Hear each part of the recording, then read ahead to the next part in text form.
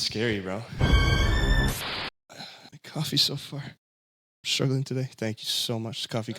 No, the mug. Okay, that's gonna be harder to get. Thank you, brother. You're the man. I'll drop it on the mug. Yo, imagine, or on the computer. Sit it right over here. Boom. Or you put it on the ground. Could do that too. For now, I'm gonna sit. I'm just gonna. I won't move. I'll be okay. I'm flirting with death right now. If you trap it in the corner, you know what I mean? Like just like, is that better or not? Yeah, it's like stuck there. Sure, I know.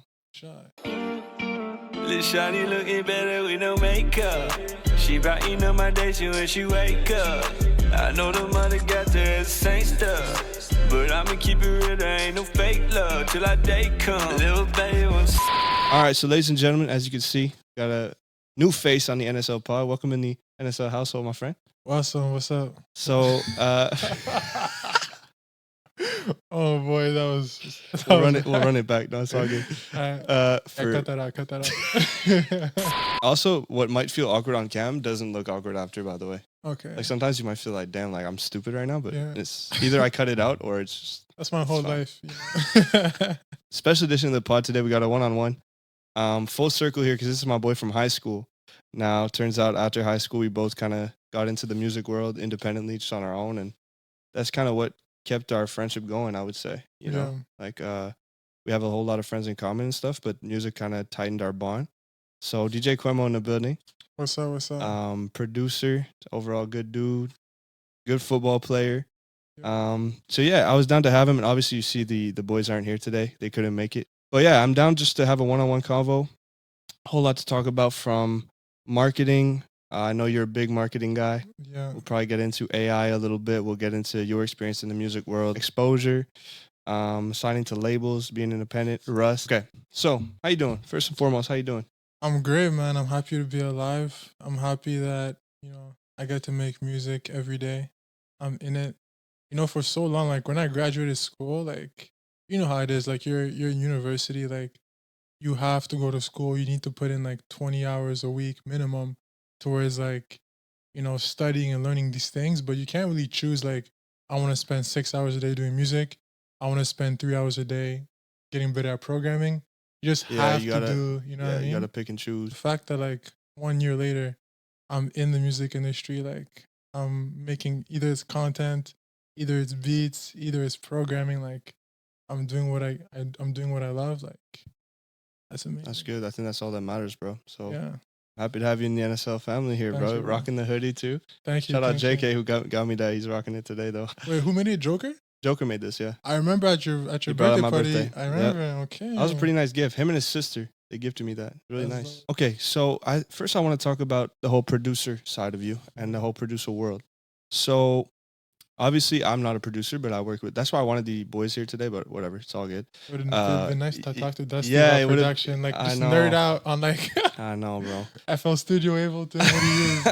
Well, we could always have a different episode where we focus on different segments, right? Yeah. But you as a producer, this is how I want to start it. There's a lot of producers that follow NSL. There's a lot of producers that follow my TikTok and listen to my tips and stuff like that, or on my TikTok lives that'll come and play beats and stuff.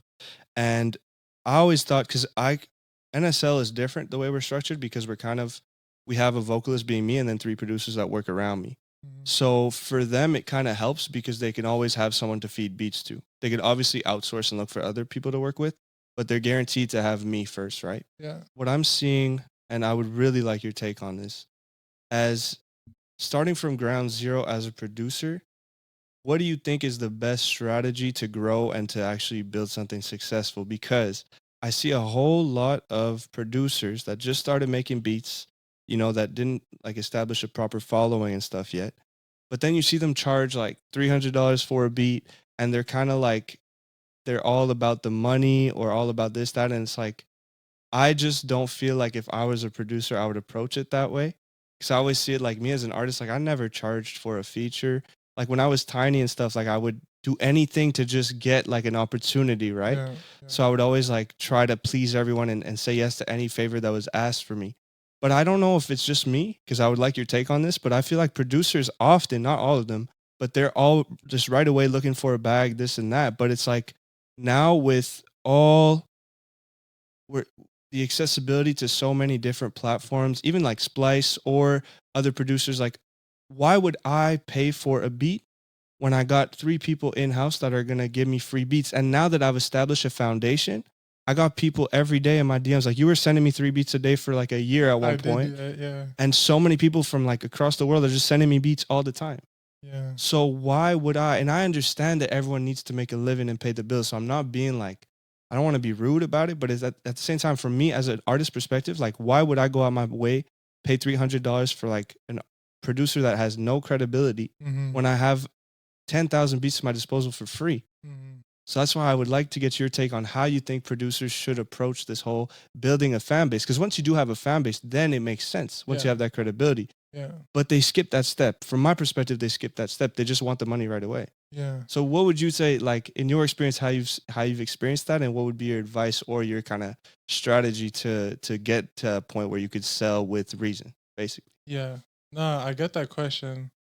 This is so cool answering a podcast question. But yeah, to me, I think it's a question of supply and demand at the end of the day, because it is a business.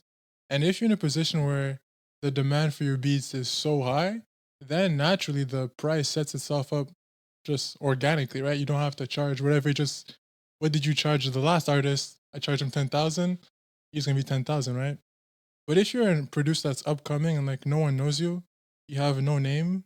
That's your leverage that you don't have. You have expertise level, like how good your beats are. They might not be the same as someone else. It makes sense to give your beats out for free, build relationships, build a network, because that's like your first leverage point. Once you got a song with like a couple big artists in your city, you can leverage that to get an even bigger artist from a different city, a bigger city, and then you can leverage that to get an even bigger name. So I think it's a question of what your leverage is. Are you a producer that has 0 following, or do you have a small following? That's already more leverage point that you can, like for example, if you're someone that like Murder Beats or someone like Metro, it's like you have an audience already. So it makes sense that you can charge for your shit. So it's really a question of like how much demand you have for whatever you're offering. Yeah, no, that's true. But I don't know why, I guess, but you know, some artists are like that too, where they just chase the bag right away. But I just noticed the producer world, it's probably because I deal with producers more, because like, you know, they're sending me beats and stuff. What I find kind of petty, bro, is when they'll send me like a beat pack and they'll be super hyped. They're like, yo, please get on it. Please get on it. I'm like, okay, you know what? Like, my pleasure. I'll do it. And they're like, oh, by the way, it'll be 300 USD. I'm like, what? You know what I mean? Like, you asked me to get on it. Yeah.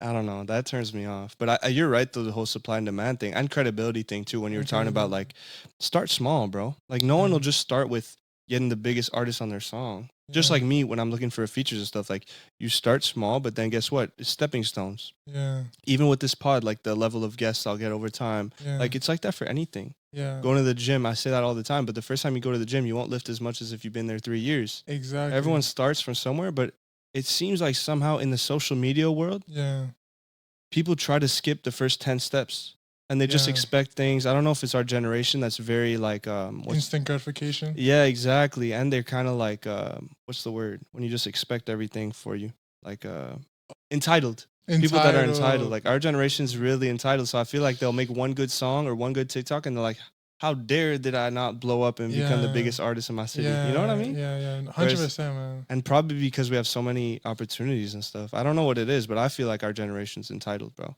Yeah, I think the whole like stuff you're talking about like people wanting things so quickly, I think is just, from what I've seen, is some people are not in it for the long run. Like, they're in it because they've seen the benefits that come with that kind of lifestyle. So they want it because for them it's like a transaction. Like, I'm gonna put in 10 hours, I'm gonna get this. It's true. But like the people that are in it for like the long term, they really want to be like the best at their craft. They're gonna give out free beats. They're gonna do free content for people that work at higher ups because they just want to get their foot in the door. Yeah. You know what I mean? I just want to get like a little, because as soon as I'm in the door, I know I'll progress from that. You know what I mean? Yeah. So that kind of bleeds into my next question, because that's what I was going to say, because everyone watching this will be like, okay, yeah, it's nice to say like, just start from nothing, but to get to that point where you can, right? Because you talked about like huge names like Murder Beats and Metro and stuff, but to get from, let's say, someone who just started today to get there, what do you think the smartest way of going about it is? Obviously, it's social media, but I guess it goes into what you were just saying, like giving out stuff for free, right? Like give, and eventually you'll get back. Like, would you say that's your best advice? Obviously, there's so many different ways to move forward. Are we talking music industry specific or just like in life in general? Well, I guess it works for both, but I'll be more like specific about music because, you know, you'll have producers on here that are really trying to get those first few steps, right? And they're like kind of overwhelmed. Like, how do I get from, you know, my 100 followers on IG to get to a place where I could like gain that leverage, right? So if you're saying to these people like, well, give, what could be some examples of ways that they could like do that, right? To get that. Like, I think that would be super valuable for them if you had ideas for that. Because I know you've been doing that. Yeah. 100%. You've always been about kind of like you kind of just like, you know, let everyone, like help everyone without asking back. Exactly, yeah. So maybe a few ways that you could like think that could maybe be beneficial or valuable for them. Yeah, 100%. So if we're talking just producers, well, it kind of helps to have other skills around music that you know that people in your industry want. So if you're a producer, maybe learn how to sound engineer. That way you can offer that to the specific artist. Say like, hey, like I'll mix and master your songs for free. And then eventually that can lead to him hopping on your beats. Or saying like, hey, I know how to do video editing. Let me make you a free video. At the same time, let me slide you some beats like under the table. So I feel like it's any way that you can add value in your industry. You know, I mean, for example, you have a huge audience of people that tune into whatever you're doing. You can talk to other artists and say like, I have people listening to my live streams. That's huge leverage for a potential new feature for you. Yeah, absolutely. Or so many other things that, absolutely. You know what I mean? Like, that's why I started it. The TikTok lives is for me to discover other artists too, right? Because like us, cool. Like from where we're from, like we don't know that many artists from our city. Like, yeah, we could go to local shows and find that now that we have a bit of like our foot in the door, like you were saying. Yeah. But bro, at the beginning, like you're there, you don't know. Yeah. And you don't know how many artists and producers there are, man. Like I'm always mind blown on like, there's so many people out there that make music. Yeah. But you just don't really know. But once, especially with like platforms like TikTok and stuff, like, bro, when I go live on TikTok, my IG DMs, I have like hundreds and hundreds of people messaging me. It's like crazy from around the world, bro. That's crazy. And it's just, I find it so cool that like, you know, no matter where the people, like where you're from, what language you speak, like religion you preach, it's like music's such a common factor of like everyone, like this just brings everyone together. It's like one of those things, like I don't think there's many things in this world that have that ability. But why is that though? I think it's because it stems from art. And art is something that it's like a universal language. Expression. Yeah, it's expression and also like relatability. Like I think, you know, the biggest artists or the ones that live the longest in their prime is artists that are open to being vulnerable and relatable. You know, talk about topics that people could relate to. That's what like longevity is in this game, right? Is like if you could make a song that people really could relate to, like a specific, obviously it won't be the exact same story that you're singing about, but if you're talking about certain concepts that people have been through, like loss of a loved one or like breakup and stuff like that, like almost like everyone goes through life, no matter where they're from, no matter, you know, you could be like in the poorest neighborhood or rich neighborhood, but guess what? Like your mama's going to die eventually. You know what I mean? Like, like those things that really make us human. Yeah. You can't take away those aspects of life. So I think music is one of those things that like, it takes out of everything out of context. Like it doesn't matter anything where you're from, what language you speak, anything. It's kind of like, I don't even know how to explain it. It's almost like an equalizer almost. A little bit. Because bro, even on my live, sometimes I'll be playing music that I don't even understand the lyrics, but it's one of my favorite songs of the whole thing. That's crazy. You know what I mean? It's just, it's different. It's something that, and all human, like think of it. You don't know many people that don't listen to music. Yeah. If you're not deaf, no, but for real, because like some, like obviously, like if you, obviously, if but you know deaf, though, like, deaf people apparently they listen to music because of the vibrations. I've heard they still that too. Vibe to it. I've heard that too. Yeah. Because like you know you feel it in your chest and stuff when that music's loud. Yeah. But you're right though, like still, yeah. But yeah, actually, I haven't met a person because even people that say like, "Oh yeah, I prefer movies." Well, guess what? There's music in movies. Yeah, yo, soundtracks are such a big factor. You don't realize, but most scenes in movies, there's background music. Exactly. Almost the whole movie, it's never quiet. Never quiet. horror movies would be horrible without music. Bro, you could turn a horror movie into a comedy movie if you just change a track. Just by changing the track. It's hilarious, bro. Yeah. Music is everything. Like, even in commercials, like everything. In restaurants, like it just sets the mood. Yeah. It's subconscious, but it's crazy. So I don't know what it is, but something about humans and music is like something special. But it's weird because it's just sounds. You know what I mean? It's not something that's like related to us surviving longer. You know what I mean? No, That's true. why it's weird. It's because like it's not. We don't actually need it, but we need it. Oh, okay, I see what you mean. Yeah, it's not like something like reproduction or something like that, know where what I it's mean? like for humans to keep like. Yeah. It's true. I mean, I don't. There communication, I guess, but yeah, it's a communication style for sure. But I just find it interesting, and I just find we're so lucky to be in that world. You know, like since we started NSL and since like I started music, I feel like I'm so grateful that I found it, bro. You know, for so many reasons, like mental health, just being creative, remaining like young-hearted, and just meeting so many people. Like it's been beneficial in so many ways. But I'm just glad that I think everyone needs a creative outsource, and like we're in music, so we're talking music. But like anyone who could express themselves in a creative way, I think it's literally one of the pillars for someone's like mental health and just being fulfilled as a human. yeah. I feel like everyone needs it. It's tough to find though. Like life kind of took me in a direction where I found it. But I hope that like everyone one day finds that for them. Yeah. But you know what's weird though? I feel like everybody knows what it is, and they're already doing it. You know what I mean? Like even before you got like into behind music, the curtain, you mean? No, I mean like even before you got into music, you already had those songs that you were like, I love this song. Like I want to hear it every single day. That's like you already true. had those moments in your life where you're like, this shit is like awesome, right? That's true. So I feel like everybody kind of knows what they really, really enjoy. That's true. Do you think like low key like they repress it just because they don't want to like pursue their dreams because they don't think it's realistic or something? Or is it like, because I do believe everyone has a calling. I believe it. And I do believe, not to get too philosophical, but I believe that people that get older and they kind of have struggles with like mental health and like this and that is because they never pursued their calling. And, you know, they kind of wake up one day and realize like, damn, like I kind of sacrificed my lives and dreams for something else, you know? But it's kind of, it's hypocritical of me to say that because I feel like I found mine. But before finding mine, like, I remember when I was young, my pops would always be like, yo, like, just go with what you're passionate about. Like, do what you're passionate about. And when I was younger, I didn't really know. I was just like, what does that mean? Yeah. Like, you don't really know what passion is until you experience it.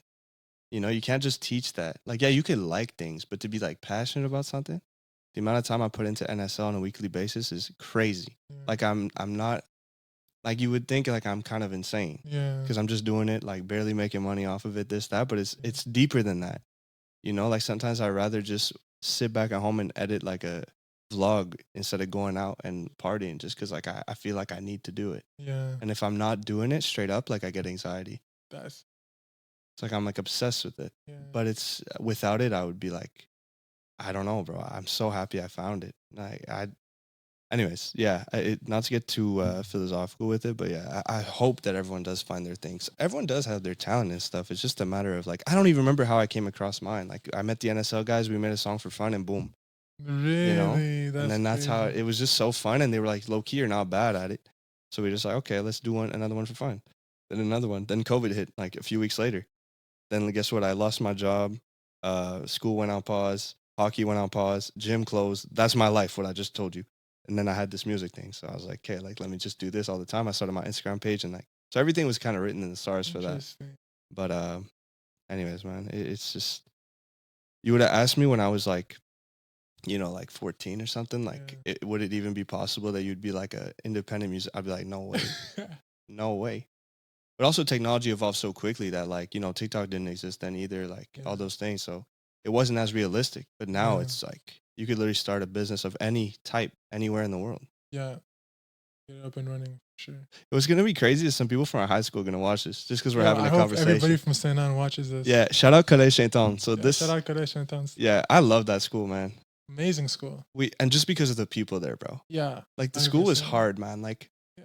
I remember I almost got kicked out after after Sec 1, bro. Because I was like pretty garbage at school when I was you like, told me that you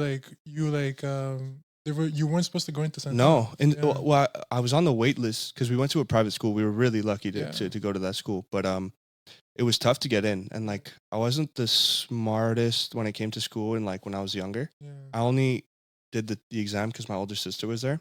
She was at Saint Anne? Yeah, so my parents really wanted me to go there, and I had a lot of friends from my elementary going there, so I did the test, but like I was on the wait list, and everyone was getting accepted, and me like, so I was registered to public school here in my neighborhood instead, and last minute they accepted me. Okay, like I'm gonna go for sure. Like a week before. Like really not long before, bro. All this say is that after the first year, I almost had to leave because like I was struggling, you know. But then I stuck to it, and bro, I'm so happy I stayed. Like the friendships we have now, like so many people that we still like kick it with from our high school is amazing. I loved it. It was hard though. No, it was tough. Like educationally, like that side was tough, but the social circle we built was what was crazy. the hardest year you think? For me, it was second one, just to adjust to the whole high school thing. Honestly, Sec 1 was definitely hard. Yeah. I found it hard. Yeah, I found it. That's when we met. Remember we had English class together? Yeah, We'd always English get in class. trouble with that teacher. Our teacher was crazy. Yeah, we would vibe though. Yeah, she was wild. Yeah. But that class was lit too. Like the people in that class. Yeah, it was lit. Yeah, that's why we get in trouble. Yeah. Oh man. Good time. So shout out anyone who's watching. That was a little high school segment. Shout out Kare. Yo, the funny thing, my little brother took that same class like 3 years later. Okay. She still remembered, like, she was like, "You're a Kwemo, aren't you?"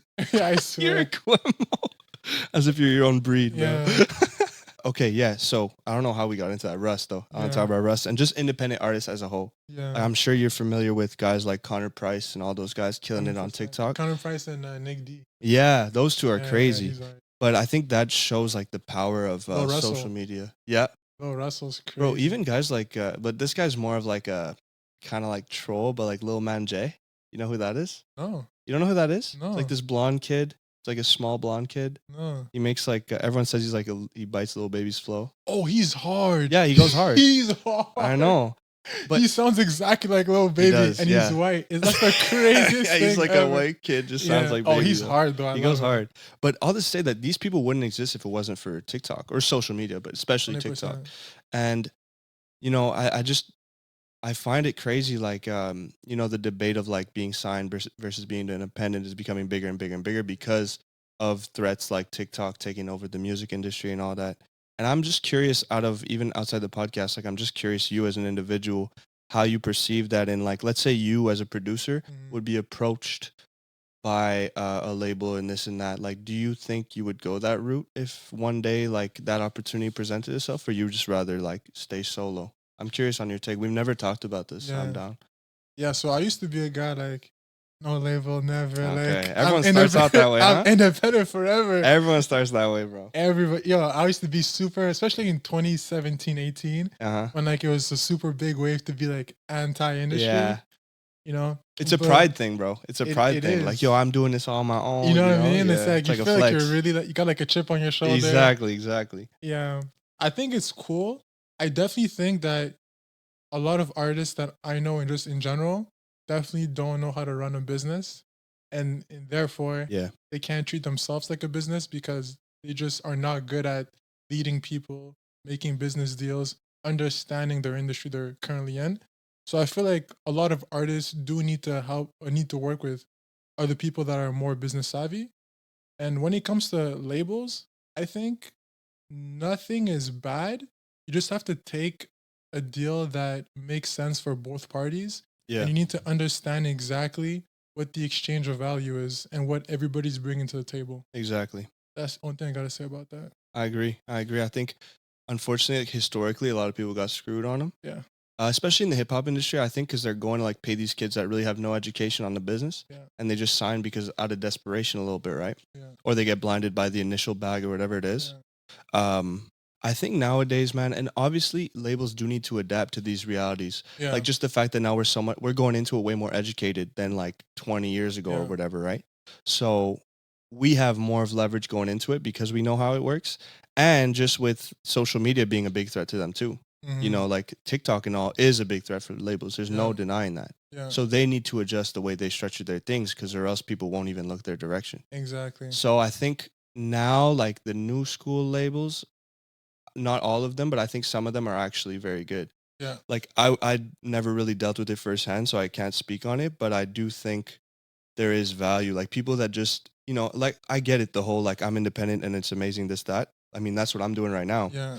But realistically, since I'm deep into it now and it's getting more serious, I know that like I'll plateau at one point Mm-hmm. because I'll just run out of time and resources. Mm-hmm. Like just on a practical standpoint, that's when Devo was here, we were talking about this a little bit too. Like, how realistic is it to just be completely solo forever and just to keep climbing that? It's Yeah. almost impossible. Yeah. Like guys like Nick D, we were talking about, even Russ on like a huge scale, but Connor Price, those guys, they are independent, but they have teams working with They them have now, teams. right? So it comes down to eventually, if you really want to do stay solo, you do need to like, you need to have a team around you. Yeah. And the thing is, it's hard to find a team that could actually do all these things for you. You know, most of these people will like try to get their family involved, their friends involved. Yeah, but who knows? Like the connections that they have might be nothing, or the just the knowledge they have of the industry. You know, like not many people know about the music industry, how it's structured, and all the niches of it. Like we were talking about, like touring, bro. No one knows about that. Merch, like all these. It's all complete different branches within Yeah. the whole business world. So I like the idea of it, but like in practice, it must be really hard. Like it must be hard to find the right people to fill in those spots if you want to stay independent. Whereas if you Yeah. go with the label, you have people that are kind of assigned for those roles. So Yeah. you kind of, it helps that process a little Yeah. bit. So I don't know. Like it would be hypocritical of me to say like, oh, screw labels, because I don't know down the line like Yeah. if the deal would make sense. Yeah. Because you know, people also see it like almost in an unrealistic perspective that like they want everything from the label, like give. And the label But- doesn't get anything back. But yeah, the label, it's business. a transaction, bro. Like they're business. not just gonna invest all their money, time, resources, efforts, and like workers Yeah. for nothing. Yeah. There's a whole point. It's like a business transaction. Yeah. Any business transaction you're gonna do, you have like a compensation aspect, right? Exactly. Yeah. It's like being a pro athlete or whatever. Like there's value on both sides, or else what's the point? Yeah. So it's almost become like the swing of the pendulum that now it's like artists expect everything, but they're not going to give anything in return. Yeah. That's not realistic, bro. Yeah. Unless you have leverage like Drake status. Drake could probably tell anyone anything and get away with it because he's Drake. But anyone else, like, I don't know. I feel like you said, it's an exchange of value. Like you have to be realistic. If the label you're signed with is giving you these crazy resources and connections that you never would have had otherwise, you need to acknowledge that that's crazy value and that has a monetary value attached to it. So you do need to give back. Yeah. So I don't know. It gets complicated when it gets the business side of it, but you can't ignore it because it's, Yeah. if you're trying I to think- pursue it. I think people are just labels just got a bad rep. So for a long time, artists just saw labels as whatever they're doing is bad. True. But it's all really a question of exchanging value and not letting your ego and just being smart about it. Because if a label has 5 TikTok pages that each have 2 million followers, and you signing a deal with them, for example, might make your songs be on those 5 TikTok pages. Now that's interesting. It's the same label asking me, tell me that they're going to put me on radio. That's less interesting, right? So if the label can come at me with something that's interesting from a financial perspective and from like a attention perspective, then we can go over the negotiations and see if we're both winning. But Exactly. you know, I think we both need to do work. The label needs to get better at having a better offering for the artist and not just promise Spotify playlists and radio. Spotify playlists, okay, we're talking, but are you gonna try to get me on Rap Caviar or you can't get me on Rap Caviar? Yeah. Second True. thing is the artist on his side needs to do a better job of coming to those negotiations prepared. That way he can understand what he's signing instead of just signing his masters away. Yeah. One thing I want to speak of, so all this leading into Russ. So I know you're huge on Russ. Yeah, you were You've talking been about Russ, you've yeah. been huge on Russ. But yeah, Russ is obviously a huge independent artist. He's probably like one of the best examples of that. But what he's established is quite impressive. And to anyone who listens to, who's trying to learn about the music industry and stuff, like regardless if you like Russ's music or not, you should check out his content. Like he's giving out free game about every niche that we're talking about. Bro, he's been through it all. He's been solo, then he went with the label for a bit. Now he's back on his own. He understands the game more than anyone. Yeah. You know, Yeah. because he really does. And he's not afraid to just like Give out for expose the free. truth and give it for free. So to anyone, you could hate on him all you want. People say that he's like arrogant, this and that. Honestly, I don't even think that's true. I think it's just because he had a chip on his shoulder, like you're talking about. So he constantly had to prove himself. Yeah. Which anyone in that position would probably come off the same way, bro. Yeah.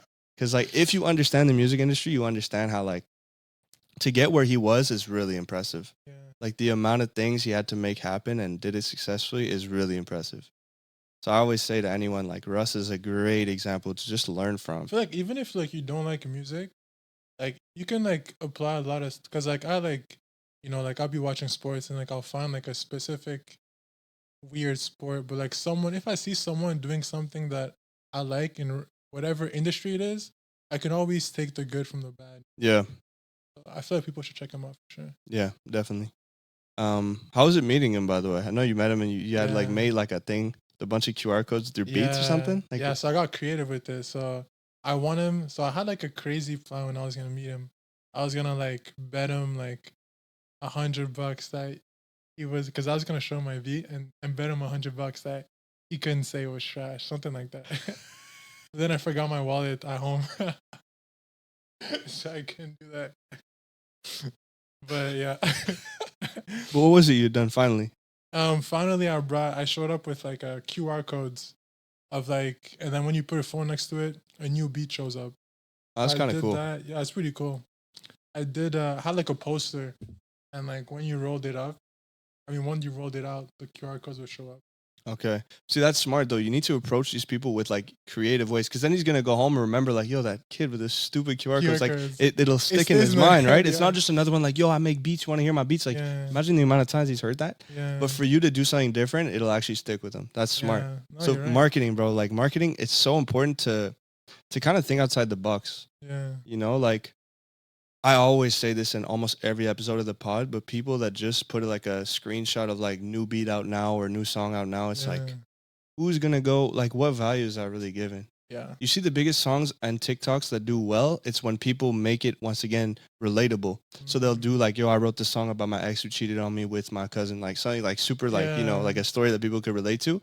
And that pops because people relate to that caption and like, yo, and then the song is good usually as well. Yeah. So then yeah, but to just put like new song out now, it's like, bro, there's no incentive of people. There's so many good songs that drop each and every day. Yeah. Why are people going to be like, oh wow, okay, and like, you know, you need to kind Yeah. of sell it in like a relatable way, especially before you have that huge fan base. Yeah. Once you're established, that's fine. People will go check it out, even if Yeah. it's a screenshot. But to get there, like you say at the beginning, man, you got to get there. And I just feel like people always skip the first 10, 15 steps. Yeah. You know, It's they like see, kind of like romance, kind of like yeah. you have to kind of like romance your. Yeah, you kind of do. You need Yeah. to build a rapport. Like that's why me, like I know it's annoying, but all the IG stories I put, it's always my face, always me talking, because it's way more interactive. People that get to know me, like people literally feel like they become my friend over the time. And honestly, bro, I respond to everyone. I become friends with the people that follow me, like for real. And that is just like, it's a super valuable for me because I get to know these people, this and that, and valuable for them because it's the same thing. It's almost like we're building like some kind of friendship over social media. And like, if that's a genuine friendship, I'm not saying to be fake and befriend people just to out of getting followers and stuff. That won't work because you could see through that very easily. But if you genuinely like check in on your people and this and that and provide value, they're way more likely to go check out your stuff and support you. You know what I mean? Just because like if they like you as an individual, they're way more chances they're gonna go check out your beats and check out your music and check out like our pods or vlogs. Like, you know what I mean? Yeah. But people kind of skip that step. I don't get it. There's such a psychological factor that goes into marketing, especially in music being so oversaturated. Yeah. People don't. I get it though. Like a lot of people don't have the personality for it, or they're not like they're camera shy. Let's say. But bro, if you really want to make it, you got to figure it out. You have to figure out. And there's other ways to leverage it too. Yeah. Like you don't necessarily need to show your face, but you need to think outside the box. You need to be different because now, yes, social media is such an amazing opportunity, but at the same time, that results into way more competition. Exactly. So yeah, it's easy to make beats in your bedroom now, but guess what? There's 4 million new people going to do the same thing as you. Exactly. So you need to find a way to stick out from those 4 million other people. Yeah. So it's like supply and demand, like you said, bro. Yeah. It's crazy, but You know what I was telling my bro about this? I said, it's inflation, but for like skills. Like social media, it's like inflation because it gives more people the opportunity to do it, but then the competition also increases because everybody has the opportunity to do it. So it's like inflation, right? Kind of like when the government prints out money, so more people can buy stuff. yeah, But because more people can buy stuff, right, the prices go up. it's true. Yeah. It's true. You're right. It's crazy, bro. But and it's kind of fun though to like play the game. Yeah. Like you know how it is. Like I've seen you and I messaged you about it recently. Like, you completely switched up your content maybe like a month or two ago. I don't know the Yeah. timeline exactly. But when I saw that, I was like, hey, he has a winner's mentality. Yeah. So many people that I'll see, they just stick to the same structure and content type. And like for some people it works and they're winning, but for the people that it's like eventually like you gotta be like, hey, this is not working, switch it up. And what's crazy is that what works for you might not work for the next person, and vice versa. Yeah. What doesn't work for you might work for another person, but you have one way of doing it, and the only way you'll find out is if you keep testing things. Yeah. So that's why when I saw you became more like an educational niche, which is what I did like last year, and look at where Yeah. I'm now. Yeah. Like when you just completely take a 360, you have to be patient with the initial plan though, give it a shot, but eventually you need to be realistic and get like, okay, I need to switch it up. Yeah. Eventually something's bound to stick, and then you just double down on what works. 100%. And what's cool about switching things up is usually when you switch from one thing to another, you bring in the experience from all your previous stuff to the next Exactly. one. So like, yes, you're switching, but the next one you're coming in like so much At harder a higher level at too. a higher level. You know Yeah. what I'm saying? Yeah. Like even like the video, like you're better at editing, you're better at this, that, because you've gained those skills from the initial thing. Exactly. Yeah. So it's not like people that think, oh, I'm restarting from scratch. Like, not really, bro. Yeah. Because there's so much you learned in that first trial Yeah. that like you said is gonna bleed into the next one. Exactly. Again, I think it's a pride thing, bro. Like, even like people that don't like when I started the NSL page, like I didn't have a music page, right? Mhm.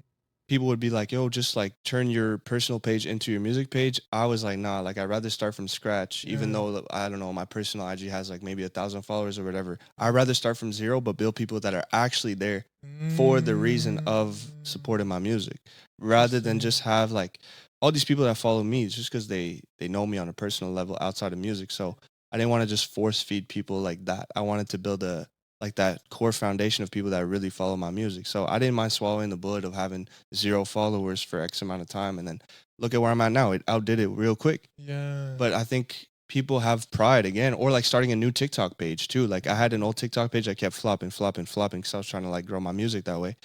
And I was like, you know what? Boom. Screw what I've built on this so far. I'm not happy with it. I'd rather restart at 0. And that's when I started the educational stuff. And boom, it outdid it in like a month.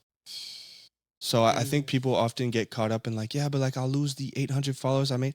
Yeah, but there's 8,000 followers you could gain on the other side if you just switched it up. If you're able to have the humility of having 0 followers for X amount of time, like no one's gonna remember or no one's gonna care down the line. It's just you. Guess what? You scroll all the way down I never deleted anything from my IG. Go scroll to my first IG post. It was the logo behind me. I was like, yo, I just started making music. Boom, boom. There's no engagement with that. It was brand new. Yeah. But people, I guess they don't have that long-term vision. Yeah, you gotta be in it for the long run. Yeah, you do. And the people that win, usually it's people that win long-term, that's why they have the right mentality, But you know what's fun though? As someone that you know that you're gonna be in it for a long time, it's nice to like come across people that you look at, you're like, oh, like I'm gonna see you later. Like for example, like NSL, I was like, okay, I'm gonna keep an eye on them. One Track Mind. Yeah. He's the kind of guy, Josh, if you're watching this later, it's the kind of guy that I'm like, oh yeah, I'm gonna see you in like lap 10. You know what I mean? That's a fact. Yeah. There's some people that you just know, like, Just okay, know. you're here to stay. Yeah, you're here to stay. Not just to stay, but we're gonna like grow together. We're gonna grow together. That's dope. That's like inspiring and motivating too. Yeah. When you have people in your circle that are like, even if it's in different industries, like we're talking music now, but even outside of music, like if you see someone like really working on their grind, it's so like inspiring, bro. I love it. And I think that's why like keeping your circle, like your close circle, like of people that are like-minded, of just like being like disciplined in whatever they're doing and always like chasing and working, that's super motivating too. Like your main friends, like even though my main friends are not in music, like for example, George, who's pursuing med school, like he's killing it, bro. But to see him always like head down in the books, like grinding, and in the gym, this, that, like it's so important to have those people around you, bro. Because even though like he knows nothing about the music industry and I know nothing about med, it's still just as motivating. Like, hey, he's working, I'm working. You know what I mean? Yeah. And you just, as like a bond, you have that you could connect to someone who's like always kind of working on their craft. Yeah.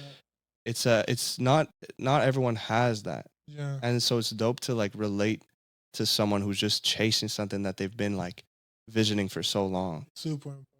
It's really important, man. But I was talking about that with my friend one time, because do you feel like, because there's friends that I have that like I'm really close with, Oh, Just pull it in a bit, yeah. so there's friends that I have that I'm really, really close with, but at the same time, like I know that they don't have the same habits as me, Mm, and you know, I know that how important my close circle is, and obviously I want to spend more time with them.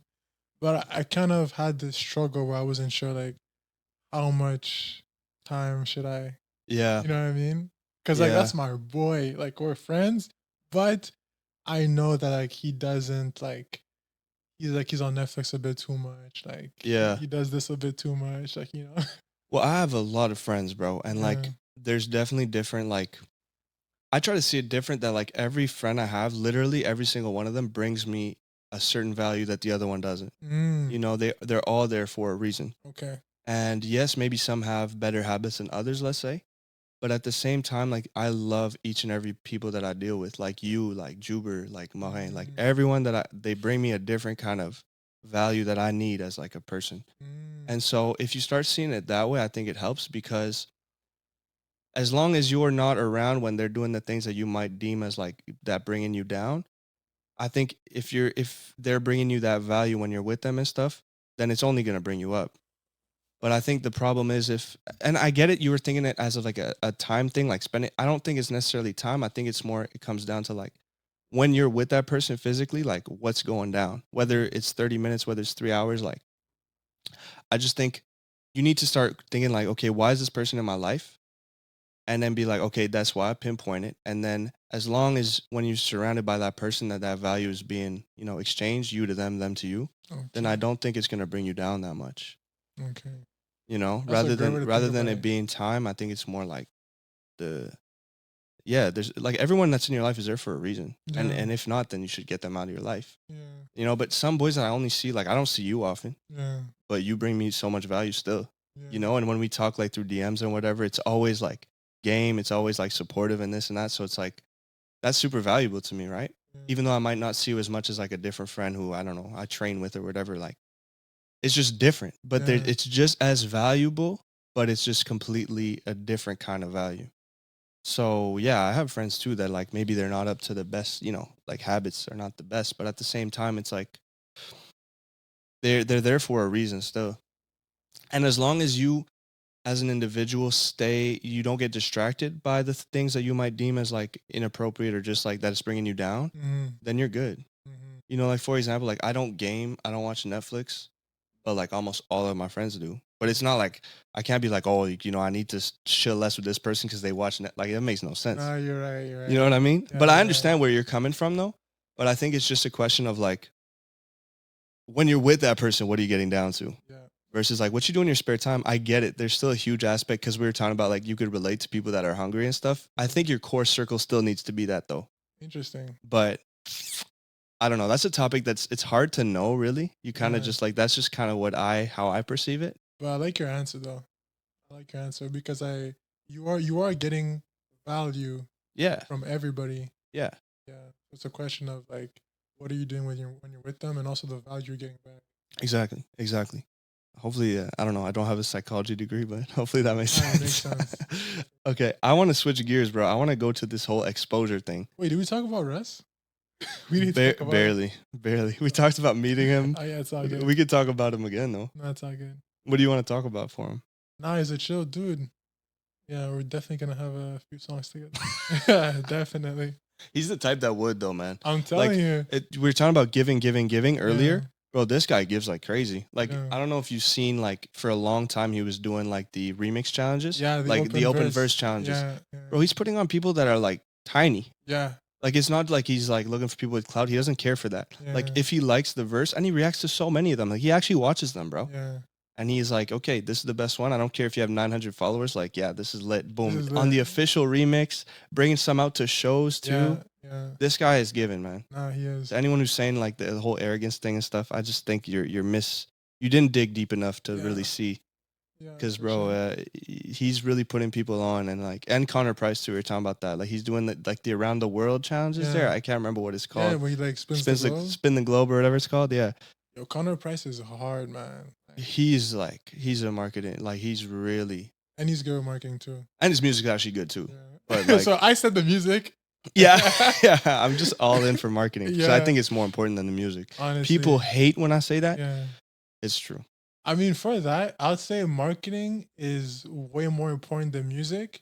But I will say that longevity wise, it's the music. Yeah.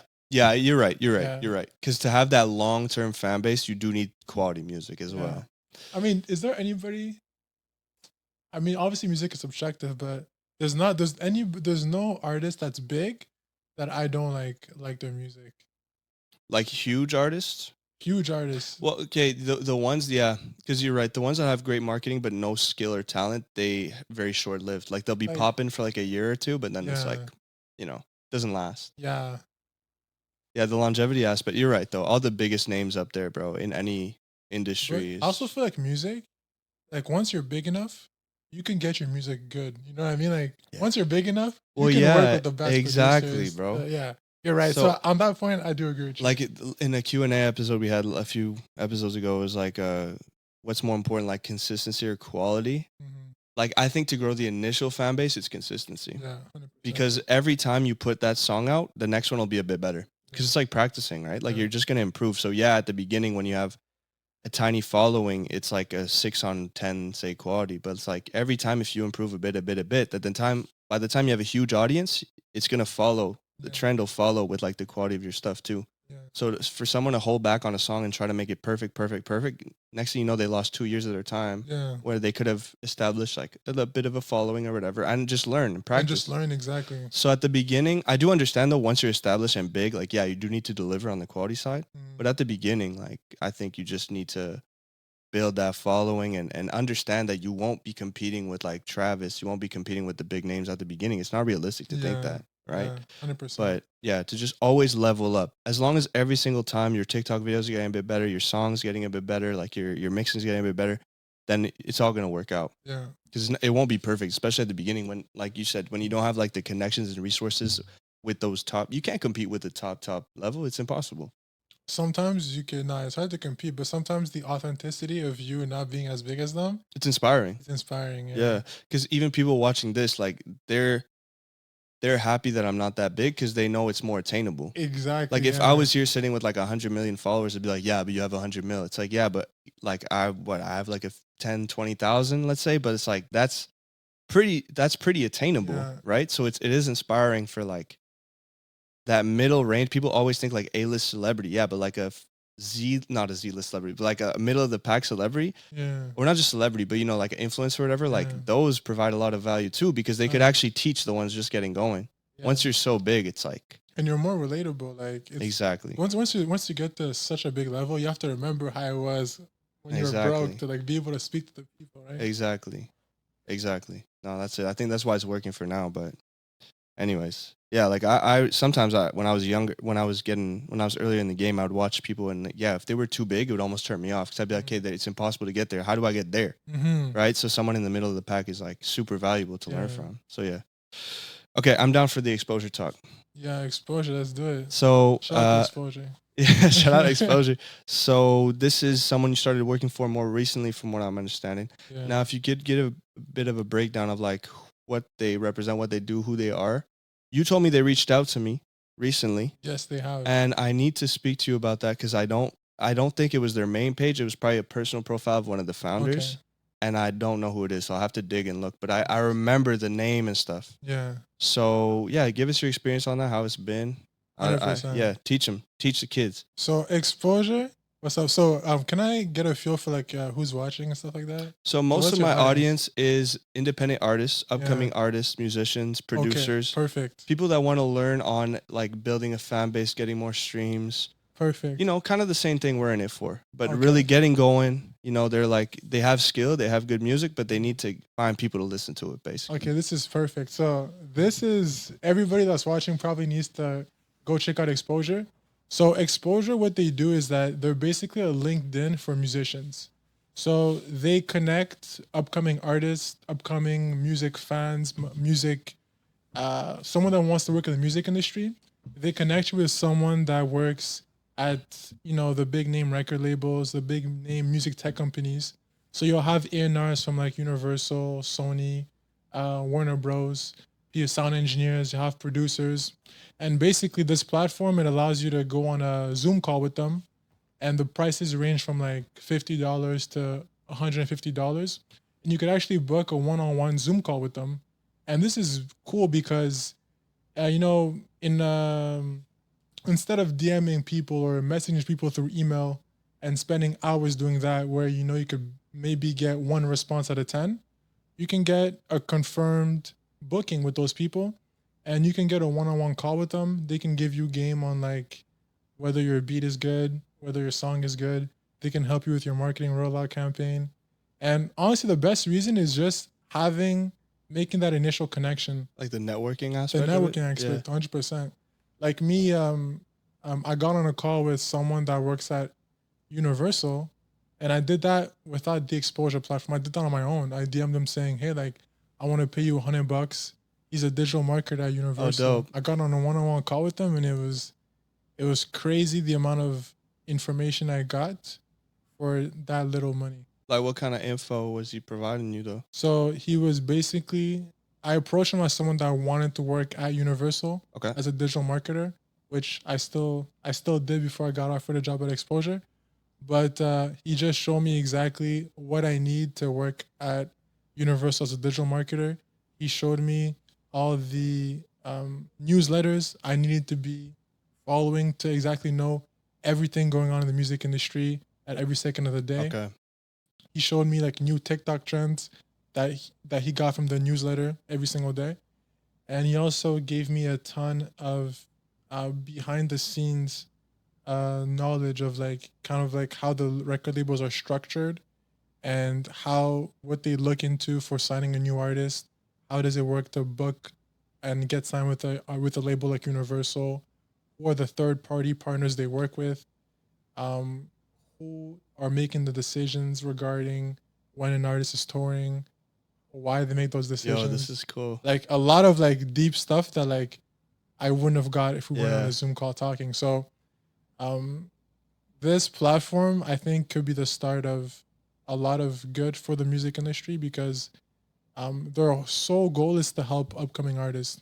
Okay. So I feel like if I was able to benefit from that as like a producer wanting to intern at a label, I think artists are definitely going to be able to And benefit. and do they use that on their end, like the labels and stuff? Do they use that for scouting artists too? Meaning like if they rock with you, like they're gonna go deeper than just a call, or I don't know. 100%. So the other cool thing is that labels can now do their scouting through the platform. Okay, dope. And like, because they're obviously always looking for new talent, but I guess it's hard when like when your email is flooded with like a bunch Yeah, of exactly. Spam and submissions. stuff like. Yeah. So now they're only gonna get people that are like willing to invest in like. That's how you know people are serious. That's why you know people are serious. You Yeah. put the money, like put your money where your mouth is. You Yeah. know? Yeah, that's it. Because a lot of people like, bro, even me being like tiny compared to these, Yeah. my DMs are flooded too. And that's why, like you were talking about exposure messaging me and stuff. I get so many messages from brands and stuff, but like some are completely like scammers or spammy and stuff. So it's like, it is usually easy to detect or like to determine which one's a scam account versus not. But Yeah. you got to be careful. Like I remember you got your IG hacked. That always scared me, bro. That was a when blessing that happened. though. It was a blessing in disguise, but that's Yeah. only because you have an optimistic mindset, though. You That- know, that a lot is- that is- a lot of that people is- straight up like that would discourage a lot of people out of it. Like being in like the thousands of followers and be like, yo, like to restart is tough, bro. Yeah. And you did it. Like you've caught up to yourself. Like you did it. But that's Yeah. literally a mindset thing. You were just like, you know what, whatever. It's a blessing in disguise. There's a reason, Yeah. and you restructured it, and it's working for you now. But man, so that's why I'm always scared when I get Yeah. like those brand deal offers and stuff. Oh, I've yeah, done a true. few. I've done Yeah. a few when like I really speak to the person. I'm not gonna like partner up with a brand unless I really like their business. Like fundamentally, I'll need to believe in the business. I'm not just gonna sell out and be like, oh, you're gonna pay me $300? Yeah, I'll do whatever. Yeah. Like I dig, bro. Like I'll look into the business, how it's structured. I need to actually like the service or Yeah. product that they're offering, Yeah. because or else I just feel like it's not authentic of me to go ahead and push 100%. something that I disagree with or that I think is like a scam or whatever, you know. Yeah. So I'm picky with it.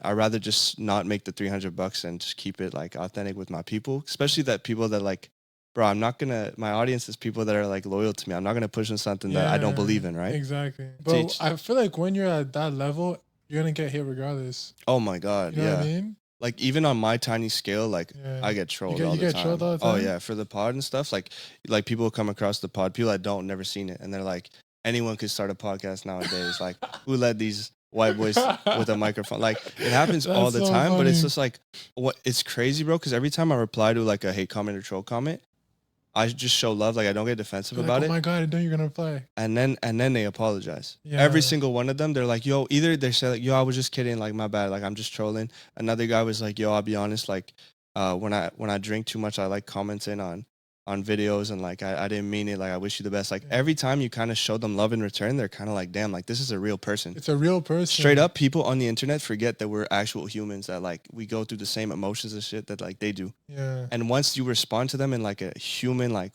matter, rather than be feel defensive and be bad. like, screw you, they're like, oh damn. And they kind of like sobers them up from like that whole like, it's crazy. But when people see you on a screen, they really kind of forget. Even these huge influencers, you forget that these are real people. Yeah. It's kind of sad, bro. The whole like hate culture, because it's like, it could be not for you, but guess what? You could scroll right past it instead. Yeah. Like that's why there's an option to scroll. You know, if it's Yeah. not for you, like I've never dropped a hate comment ever in my life. Yeah. Like the fact that people could like, take the time out of their day to try to bring a stranger down who's just It's- trying to pursue something they enjoy. To me, it's I just can't wrap wild. my mind around it. I just don't get it.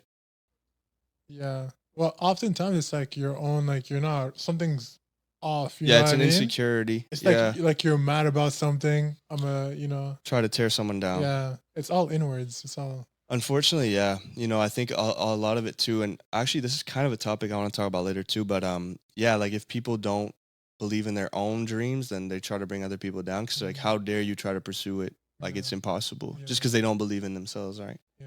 But that's a psychological thing, I guess, that a lot of people go through. And the Yeah. internet is such an easy way to just like to do that, because it's Yeah. like you could be anonymous. It's not like if people were sitting next to me here, all my hate comments, if they were all my hate No way, comments, yeah. they would be like just like normal dudes, Regular people, you know, and be yeah. nice and kind and cordial.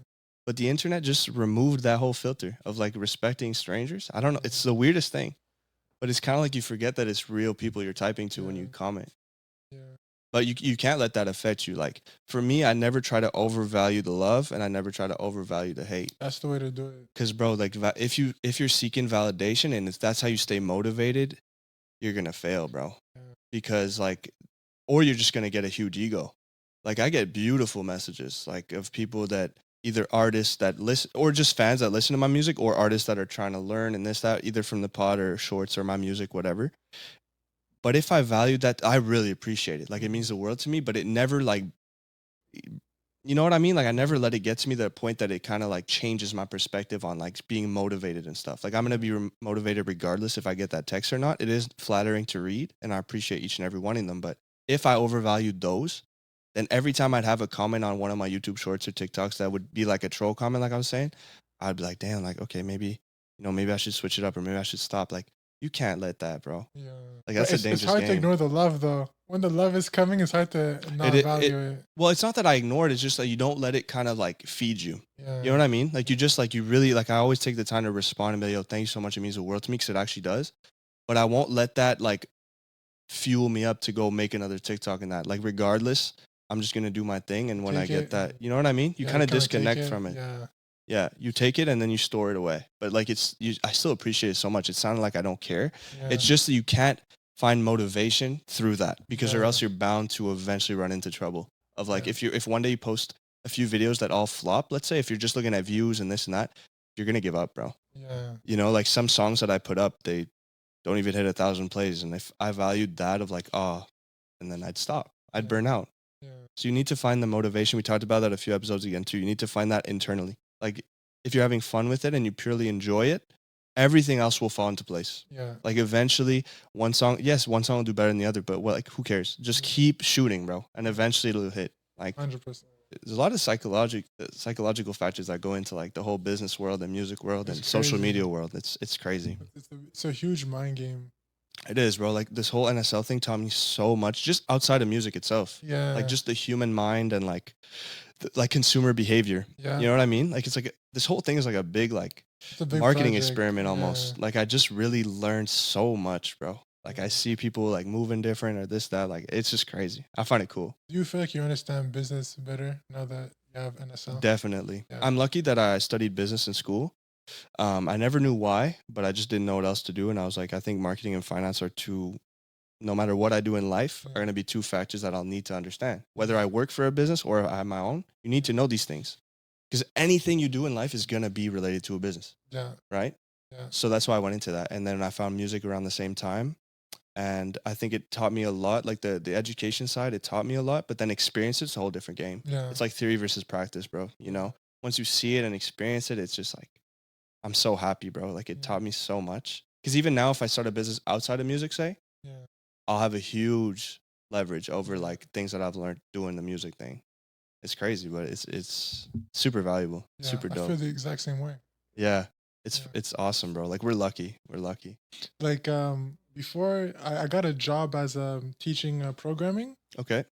The only reason why I got this job is because I spent my whole summers when I was in Queens building my own website. Okay. For my own like personal, like for my own music. Mm-hmm. So I built my streaming platform, and like learning how to do that is the only like that's the only reason why I got the job. Boom. For teaching programming. Yeah.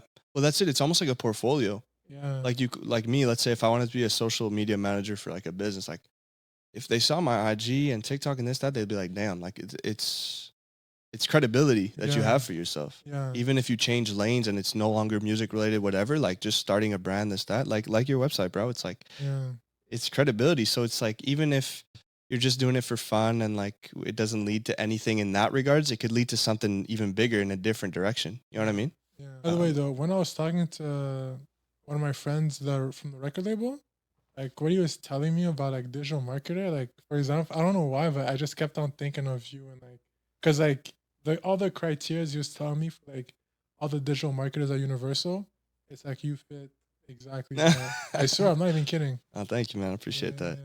Like I think if you ever want, I don't know if it's something that you ever like thought about doing, but if it's something that you didn't think of before, it's definitely something that you could do if you wanted to. Yeah. I think so. It's something I definitely like enjoy doing it, but it's like, since I put so much time into NSL, like I want to put like I have my job that is great and I love it.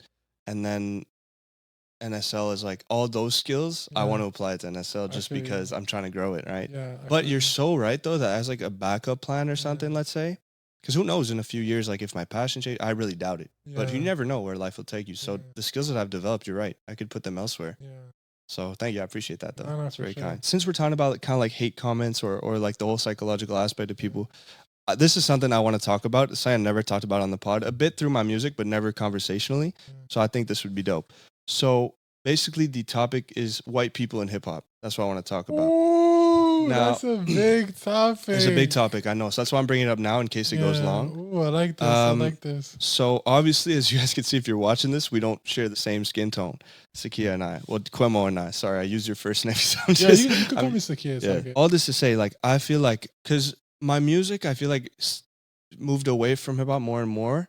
Like, there's a lot of pop music I make now and stuff too. I don't know how much you listen to my music, but it's still like, I can't deny that it's under the umbrella of modern day hip hop, right? Like, especially at the very beginning, because the NSL producers I work with, they're heavily hip hop inspired, especially like Bean and Dusty. They're really hip hop inspired, like trap inspired and all that. So those are the beats I would be fed, right? So it was like very hip hop oriented. I'm still within that branch, but I think I'm doing a lot more pop music and stuff, because I think naturally that's where like my talent is at. But undeniably so that I'm in a black kind of pocket, right? Like that's like a black sport, how I see it. Now, what I find crazy, and I really want to talk about this with you, is that obviously before I made music, it's never something that like, obviously I always knew, and everyone knows that hip hop is a predominantly black game, but to be in it was like a whole complete different experience. There's a few things I want to talk about this. Me as a white person in your world, I've found it, and people that are close with me, I've opened up about this because it blew my mind. But bro, I swear to you, the people that I've dealt with in the music world, black people have been way more welcoming and way more supportive and less judgmental than the white people. That's crazy. So, and it's almost like, it blows my mind because it's almost like reverse racism that in your world. I've never walked into a room full of black folk that are in the music world, whether we're recording or just talking, like they don't even need to be in music, but just supportive about the whole NSL thing. I get more fake love and more like judgmental looks from white people, like the skeptics and stuff. Yeah. It's often I could see it because you could feel the fake love. I'm sure you can do feel too, it, you can feel right? it. When people is really like, you really rock with me, like I know who really rocks I've with me. had those for sure. But you have those people that like they follow your IG page and stuff, but it's just to kind of keep tabs and to be like curious of like, oh, is he really gonna make it? And like they don't, you know what I mean? Like fake love, right? Whether it's I've had both from the same person though. Oh, that's crazy. Yeah, Okay, we'll get into that after. That's crazy. I don't think had I've both from the experienced same both person. yet. But me from day one, I've kind of known who's who and which side you side on. Some do switch up though when you start getting legit. Like now that I have like tens of thousands of followers, people are like, yo, like you know that new song go crazy. But yeah. Name me three songs before that. No, you can't do that. Anyway, so whether it's people that I knew in my personal life before pursuing music, most of that comes from there. Because most of my audience and stuff is not people I know, right? It's people that came across me on social media and stuff, or that I've met, whatever. But there is the like at this point, pretty much everyone in my personal life knows I make music. It's kind of hard not to. Yeah. So I really noticed this, bro, that like the white folks, they kind of give me like a different, they kind of judge it. Yeah. And even though like I'm saying now I'm branching out of hip hop, more like pop and R&B and all, but those are still like the music industry as a whole is more black, like, you know, predominantly. And but to be honest, I feel like nowadays I feel like it's a blend, you know what I mean? Well, now it's crazy. Now it's like there's no real genre. It's like exactly it's like genres are disappearing. Just making music at this point, bro. You know people like XXX, rest in peace, but he was one of the pioneers, I think, of just like saying screw genres. You listen to his project, he'll have like 10 different Spanish genres. songs, he had every single genre. So you're right, genres are dying out, but still, like the culture of hip hop is the most dominant culture in popular culture right now. And it bleeds outside of music too. It goes into sports and stuff too, but more music focused. I always found it when I started experiencing that, I was really confused.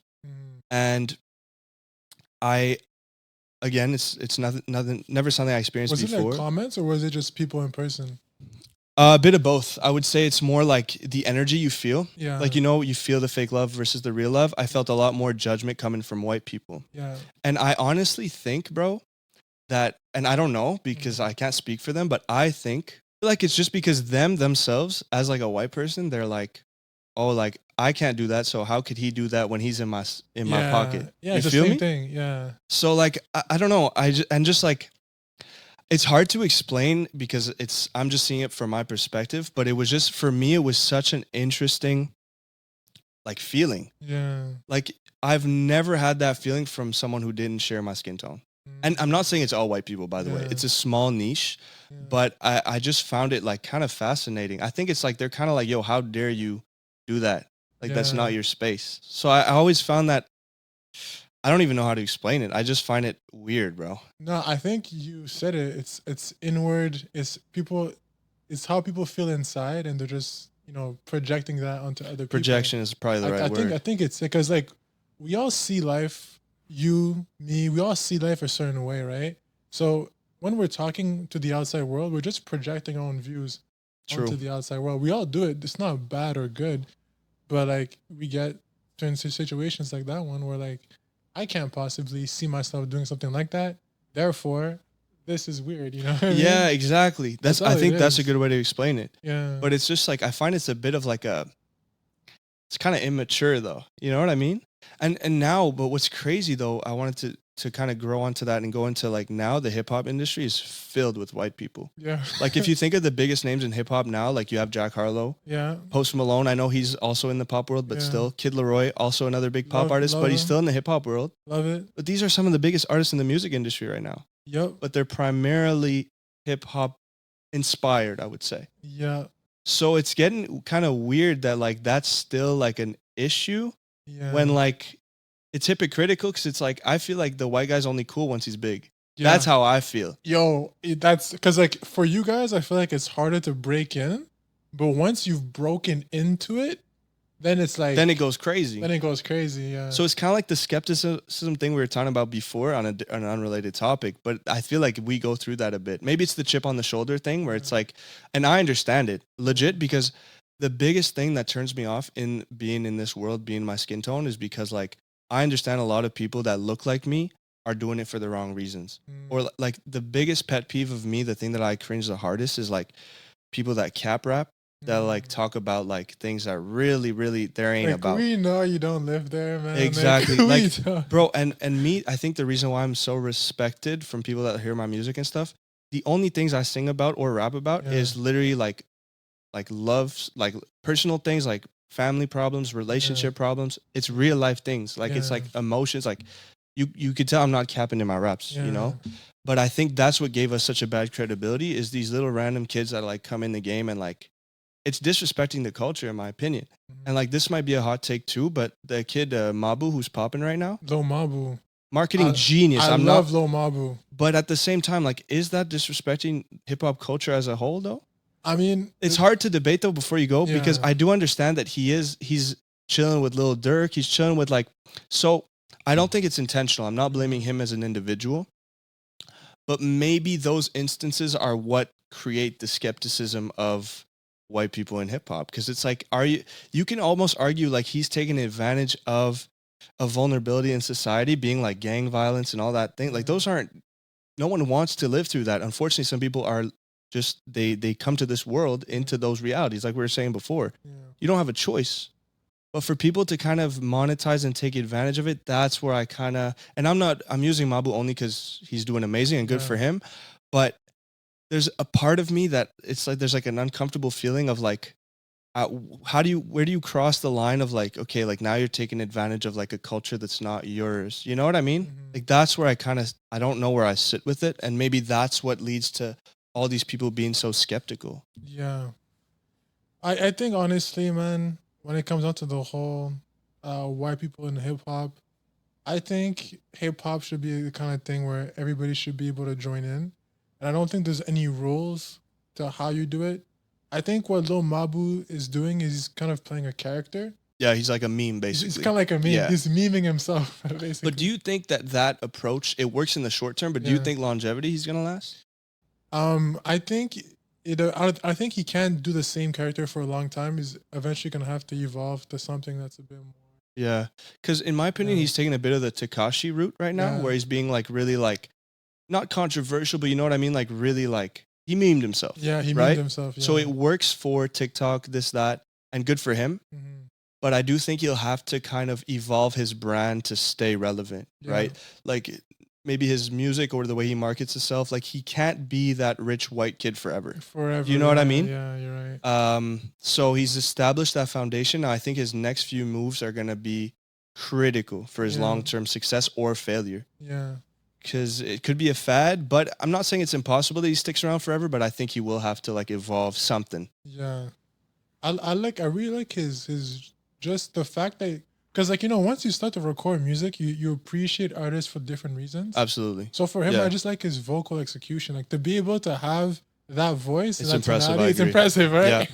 Yeah. And he's like, so I think music wise, he's got enough package there, but I agree with you. I think he needs to evolve. He can't just do the same thing. Yeah, but like not to take away, like he's been genius about it all. He's been smart. He's been hilarious with it. It's quite entertaining, which is I think why people stick with him so much. It's funny. Yeah.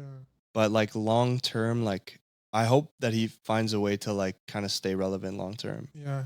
Because it could just be like, you know, like a meme. Like even drill as a genre, drill is super hot right now. It is hot. And I think it's gonna stay hot for a long time. But like it's also a genre of music. So like people that are making drill need to also like make other kinds, you know what I mean? You have some huge, really talented artists that kind of get stuck in that where they kind of oversaturate their own sound and then people just get tired of it. Yeah. If you're down for AI, we could get into it. 100% AI. So I've spoken about this a couple times, like when Devo was here and stuff, more on like the radio industry and how that'll react to the whole AI thing. But we had talked about it quick, so I'm down to talk about it now, AI and music and how AI is going to take over not only the music industry, but everything. And so I'm curious to see your take on this, like if you see it through like a positive lens or through like a negative, threatening lens. Obviously, you saw like the whole Drake and Weeknd song that's popping, going crazy. So many AIs now, they're just recreating songs and stuff. As a producer, like how are you approaching this? How do you think it's gonna like shake the industry and like your pros and cons, like just your whole perception on the whole thing? Yeah, so AI is definitely something that it's a bittersweet because you like it, but then it also scares you because you don't really understand everything going on. So for me, um, it's kind of hard to say because on the music side, if AI theoretically does not, destroy us completely, like on the negative side, I think it's gonna do a lot of good for the music industry because at the end of the day, I'm a music fan. So whatever can get the best music into my ears, whether it's me that makes it, whether it's a robot that makes it, at the end of the day, I'm happy. That's what makes me happy, right? Yeah. It's hearing those thumping 808s or hearing that soulful college dropout sample or hearing like those kind of things. So if we're in a system that is able to generate better experiences with music that us humans can do, then the more the better. Mm. But the only part that scares me is a part more from like a human side. Yeah. For example, like if they do everything better than us, then we don't have jobs. Are we still satisfied with that? Are we still happy? That's more the part that scares me. But I'm not really scared of like, oh, like maybe they make beats better than us. Like I don't care about that stuff. I'm more of like, it's either amazing from a human consumer perspective, or it's bad from a global like Yeah, across across the world. You know Yeah, what I'm saying? exactly. Yeah. It's true because I do think that, like, we were talking about that human element and all that. I think that needs to stay in music as well. Mm. So like, having like that relatable person or like um that authenticity factor we are talking about, that Yeah. I don't know if we get to a point where we could mimic that with bots, we're done. So Yeah. it's too late. But Yeah. I do think for a while at least that human factor will still be important. So like 100%. yes, you could make like a Drake and Weekend AI banger, Yeah. but like will the individual who made that actually get the recognition? I don't know. Like I do feel like you still need like that human, like tangible, like Yeah. you made that song. Like I don't know. I could be wrong, Yeah. but for at least the near future, I think that's how it'll be. Yeah. I agree. What I do find interesting when we're talking about it with Devo, one of the boys brought up the point of like, how now we have like, obviously you have like artists, you have producers, you have DJs, right? Yeah. Like different pockets. But at one point, like DJs didn't exist, right? It was like a new thing. And then like, but what if like this AI creator becomes like a new, and it'll have like its own name, Yeah. like a new kind of musician. I'm an AI DJ. You know what I mean? Yeah, Like it would yeah. have its own name. Yeah. Whereas like nowadays there's huge festivals of just DJs. Of Whereas just like DJs, 50 years yeah. ago, people would be like, what does that even mean? Yeah. So like maybe that's like a new niche that'll like, like let's say you would come Yeah. sit on my pod, but you'd just be like an AI Yeah. music maker. Like what do you do? Oh yeah, I just create the craziest AI models. Exactly. Yeah. Like maybe that's where it's gonna go too. I don't know. Yeah. So maybe that'll become its own. Who knows? I think it is because it's like AI prompting, right? Yeah. It's like giving the best recommendations for what. Yeah, you wanna hear, exactly. yeah. I think the only factor to me that I find fascinating is how quickly it's evolving. Yo. Like if we think a year ago, if we would be having a whole different conversation about AI. Yeah, because ChatGPT didn't exist. Not to the public. Well, not really. ChatGPT was probably like the craziest like night and day like situation Yeah. that I've seen. I know. So you see, if it only becomes more and more present, because now it's on all social media apps, it's on search engines, right? So it's Yeah. like, where do we cross the line of like, hey, it's too much? Now there's still a distinguishable, like, you're on your phone physically. You could put the phone down and be real life. I just fear once there's like kind of like a no distinguishing like factor between like, now it's going to be the VR set. Okay, so you could take it off. But what happens when it's like kind of like both reality and this It's like whole in like your technology eyes. merges? Yeah. That's when it's like, okay, that's scary, bro. Because Yeah. then it's like there's no distinguishing factor between the two. That's the only thing I'm concerned about. But I don't know, man. I guess time will tell. I guess time will tell. But it'll be crazy to see how the music industry works. I mean, you saw how they reacted to that song. Like the labels freaked out. They made Spotify take it down right away. But so it was on Spotify. It was, yeah, because it was this random dude who uploaded it That's crazy. through like probably DistroKid or something like Yeah. that. And then it got millions and millions and millions of streams because it Yeah. popped on TikTok. Yeah. And then the labels were like, no way, you can't be getting all this money makes from a fake. sense. Yeah. Of course. So I think that's what's going to be interesting is how the legal sides of it. You know, it's like modern day Yeah. sampling almost, right? It'll probably have to go Exactly. through They'll have the to clear it. labels and Yeah. get approved by the artist and cleared by the team of like, okay, you could use this voice to say. Yeah. Because what's controversial too is if they make these artificial voices say things that like Drake wouldn't say or something that's really controversial, then it's like, Yeah. is that defamation of character? You know, Yeah. it gets complicated. Yeah. I think what's gonna happen with those AI deep fakes, I think what's gonna happen is that they're gonna be on YouTube, SoundCloud, and TikTok because you can upload whatever you want on those. Right. And then the next time one of those songs pops out, I'm predicting this. Like the next time a free AI pops out like that one, Yeah. if the label is smart, they keep it on the streaming platforms, let it bubble up, drop an official music video with the actual artist, and release it officially. So And like then the real re-upload Drake it. would like re-record it And then re-upload it, and they know for a fact that it's gonna do well because the fake one did so well, and then they get like a guaranteed Yo, billboard. that's crazy. Yeah, bro. So how do you think that would work? Because then it's like the person who made the AI track can't come back and be like, bro, you stole my song. Because it's like, yeah, but you stole my voice. And then they do like a deal, like a 30%, 70% deal with the guy. Wow. Yeah, I think that's gonna happen probably. That would be genius. Yeah. Because then could you get in I don't think. Or maybe the labels will just buy the songs off of the people too. Straight up, just saying. So like, yo, I'll pay you 100 racks. Like, give me the song, Yeah. and boom. Then Drake re-records it and all that. Exactly. It's gonna be crazy to see, but that's a hot take. I like that. I think it's like a hustle. I think a hustle might be to try to make songs blow up from already popping artists. Mm, You know what I mean? So the artist is already hot. Try and get one to blow up on TikTok or YouTube. Once it blows up, go see a label. Say, if you want this song, it already has this many listeners. I can give it to you for 1,000, 2,000. You can re-upload. You can re-upload it officially with the music Yeah. video, and it's done. That would be crazy hustle. These guys are all the producers now. Now you know what to do. It's an AI hustle, but I feel like it's already happening, but Yeah, it's just early in the game right now. yeah. I'm curious to see how it's gonna evolve. But yeah, we talked about that a bit when Devo was here. The whole like, you know how now like type beats, like something you do, like a Drake type beat, let's say, Yeah. but now you'll be making like a Drake type song. Drake type Right. song. And we were getting as deep as like you could like sell the song to Drake too, right? Be like, yo, Drake, like I put your vocals on this, like I think like you would sound hard on it. And then if he's like, yo, this is a hit, let me buy it off you, boom. Yeah. It's crazy the directions it could go Crazy, in. bro. But these are like the good.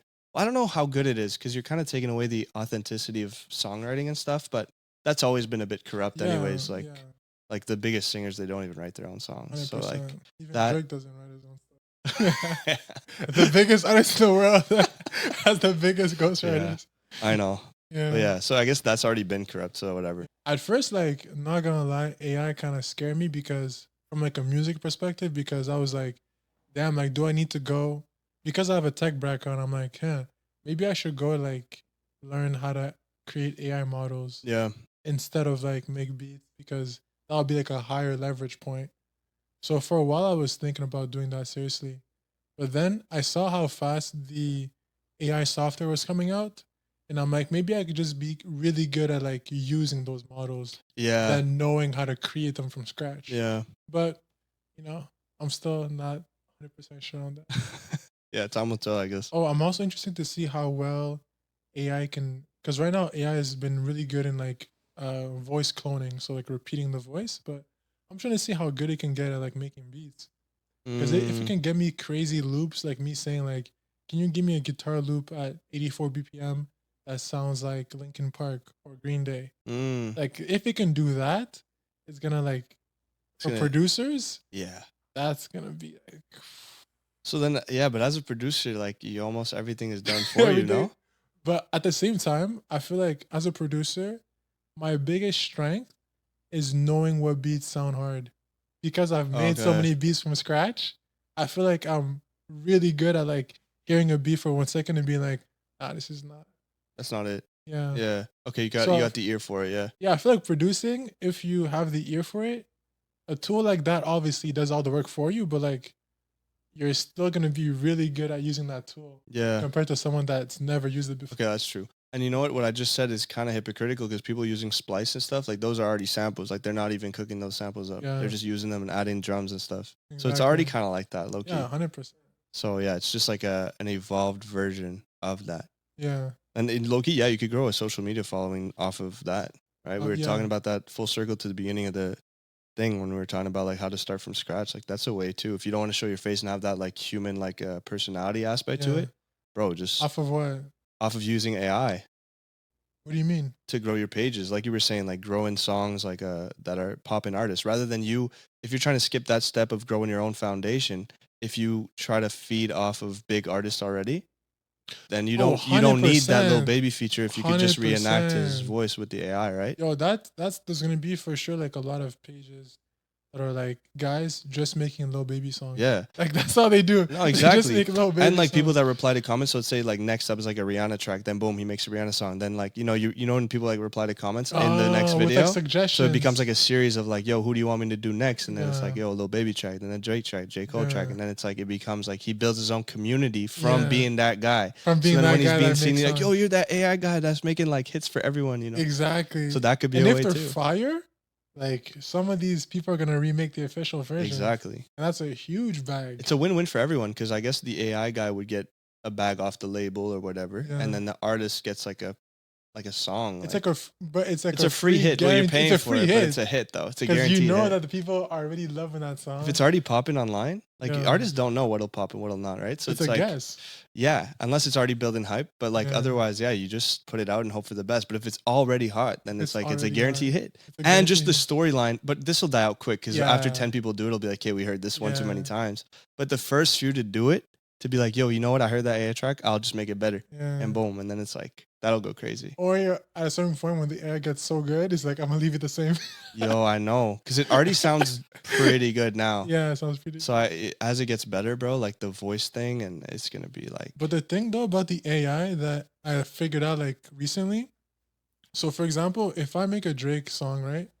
I try to make a Drake song, and then I replace my voice with Drake's. It's not because I'm using Drake's model that it's gonna be good. So the reference track, so the person that's giving the song to the AI model, that track, the Drake voice is only gonna sound like Drake did it. But to make it sound good, you need to make it sound good and then give Yeah. it to the AI model. you need to sing it like how Drake would, basically. Yeah, like Yeah. if you're off key when you do it, the Drake voice won't make it on key. It's true. So you still do need skill. Like So you the need to know guy- how Drake would flow, what he would say. Like you What still he need would all those say, skills. yeah. Yeah, it's true. And even the guy that made the Selena song, like he's an actual like artist. So like just to say that like it's gonna be very good for like songwriters, people that make songs for other people already. Yeah. Now you're gonna be able to throw that voice on it. It'd be so much easier to pitch a song to an artist, like a big artist, be like, yo, like this guy just like did this, and like, you know, It sounds easier like to you- sell it's- rather than having it to go in the studio and record it. It's like, no, this is what you would probably kind of sound like. Yeah, And it's like, oh damn. I would sound like that. Yeah, exactly. Tell me a bit about you. So what are you up to? What are you working on? I know you're at the Exposure thing and all that, Yeah. but for people who never heard of you, seen of you, Yeah. what are you up to music wise? What are your goals music wise? And yeah, just For sure. give some game. So my long-term goal is actually to climb to the top of the music industry. And initially, I was very like, my target was very skinny. Like I wanted to be like, Like very specific. yeah, very specific. I wanted to be the biggest producer, biggest DJ. And as I got deeper into the music industry, I kind of like realized and kind of got a better understanding of like what my skill set was Okay. and the things that I was really, really good at. So at this point, I do want to still be the biggest producer and biggest DJ, but on top of that, I'm also looking into, you know, doing things in the music industry that are more on the tech side, that are more on the business side, and I would also be happy being a manager at Universal Dope. or having equity in Spotify. Oh, okay. And being on the board cool. of members of Spotify. Yeah. So now I'm looking at the music industry, looking at as a business rather than just the music. exactly. Yeah. So my long-term goal would just be to get as far as I can in the music industry as a whole. And short-term goal right now would be to grow my audience on Instagram, YouTube, you know, grow to a point where I have people that kind of like, when I post something, like people like kind of like want to see what I'm up to. Yeah. Like keep And they tabs tune on in. you. And Exactly. yeah. They tune in and build a little community. Yeah, community Yeah. building is dope, Community, man. yeah, community. And it's the most important thing. 100%. It's like you could have like a tiny community in regards to numbers, but that are so committed to the brand, bro. It's Yeah. like, let's say if I had 10,000 like core supporters, yeah. That's huge when you think about 10,000 it, right? people, bro, in one location? Yeah, it's a lot of people. That's crazy. And if they're man. all willing to like spend their own money on like your T-shirt or whatever, it's Yeah. like, bro, you have like, I don't know, that's dope. Community building is just very fulfilling too. It's like a big family, right? Yeah. So that's pretty cool. That's what's dope about music. So I didn't even say this, but Kwemo, you had produced one of my tracks a couple years ago. Yeah. Serb. Wait. Serb. Yeah, sir. That That's a beat was hip hop track for hard. real. That's when I was on my rap thing. That beat was hard. Yeah, that was a fun beat, bro. Serb during COVID. I Yeah. remember I heard that beat and it just reminded me of like I just lost my job that day for the third time because of What COVID. job? I was at the Dome like as a receptionist there. Well, not a receptionist, but like I was kind of doing everything. Yeah. At the sports complex. And yeah, like because of COVID, since it was a sports complex, it kept getting closed, right? Because like of like all the rules and regulations here. So like I had gotten it back, but then the rules had changed. The rules would keep changing back then, right? So every time there'd be like a bad wave of COVID, we'd like shut down again. So I'd have to like I lost my job, went on employment insurance and all that. And you got served, so I was getting served. So you'd send me that beat around the time that like, yeah, I'd lost my job for the second or third time. I say it at the beginning of the song. I can't remember, but that's like a true story. Like I was like, yo, for the third time I'm losing my job. I was like, my raps. Yeah, exactly. Yeah. And so yeah, it was just a fun song, but it was right at the time that I kept losing my job because of the whole thing. And yeah, and then we got that feature Shako from Montreal too. That was funny, bro. Wait, who's the feature? Shako. He's popping on TikTok. He's popping. Yo, like he might be close to 1 mil right now on like followers. Because he took the meme thing to a whole different level. So he's been making actually, but not AI, but like himself, like a Drake type song and stuff. Like he would do something like if Drake made a song about like lasagna. Like I'm saying something super random, but then he does it and it's like hilarious. So he like memed himself and he's really good at it too. Like he imitates like other like singers or topics or whatever, like things that's popping in popular culture. Yeah. Bro, some of his videos he like does like crazy. songs with like stuff that's currently like yeah. Things that are relevant in popular culture and he memes it, right? So, and he's like he actually makes them into bangers. Yeah. So he ends up racking like so many streams on Spotify because it becomes like meme songs. Yeah. So yeah, he's a funny dude. But yeah, he jumped on Serb. He's from Montreal. Everyone from that album's from Montreal. That's why it's called King of My City. That was the whole idea. Every song had at least one feature from Montreal artist, and producer was someone from Montreal too. Damn. That was the whole concept of the album. Yeah, that was dope. That was a good time. But that's when we made Serb. It was during that time, and that was one of like the joke songs of the tape. You know, it wasn't like a serious song, but it was funny. Where'd you record it? In my shed, bro. The shed? Out back. So that whole album was recorded in my shed. Okay, It was during COVID once again. So it was like everyone was working from home. yeah. So I couldn't be yelling and singing like in my house because everyone's on like work calls and stuff.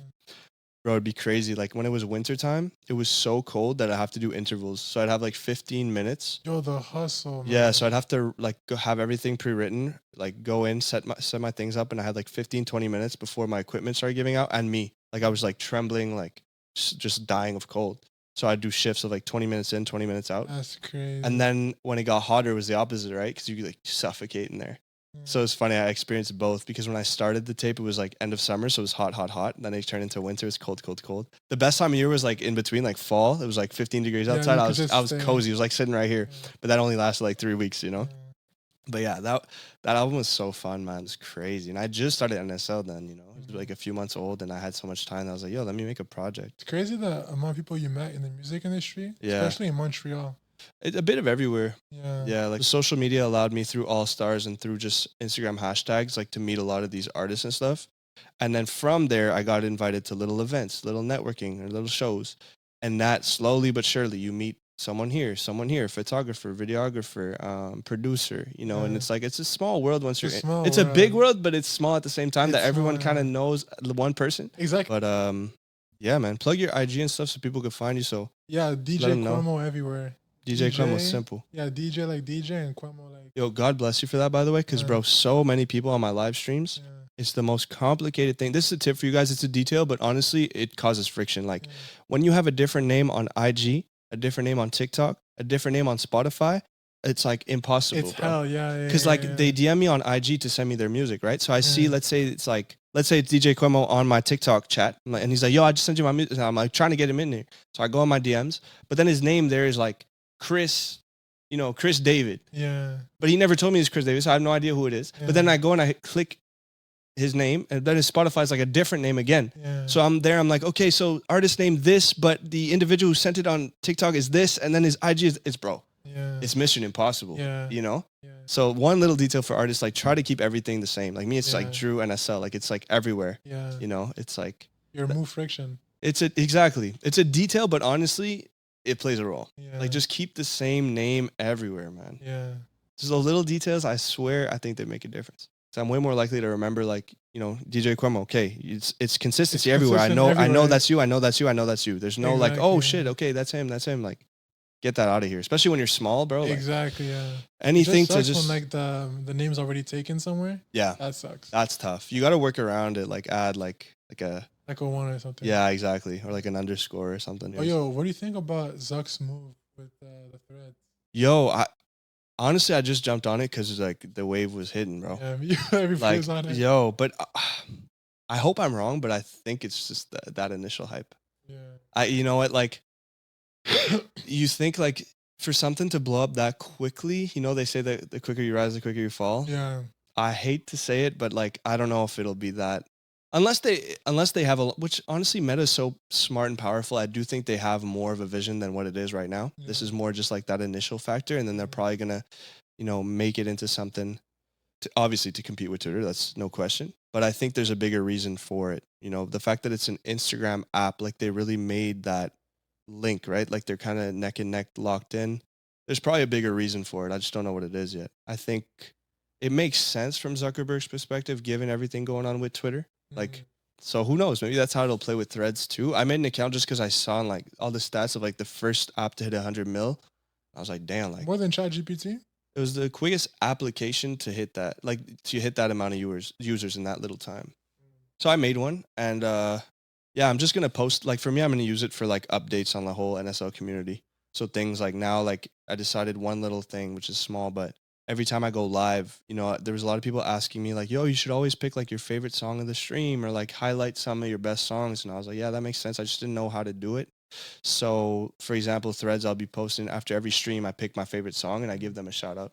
So like I'll say like the song and the artist, like where they can find them and what kind of song it is, whatever. That's Just dope. just to give a bit of additional love. Like I don't know how much it's actually gonna bring traffic to that individual, but still just to give a bit of like more light on them.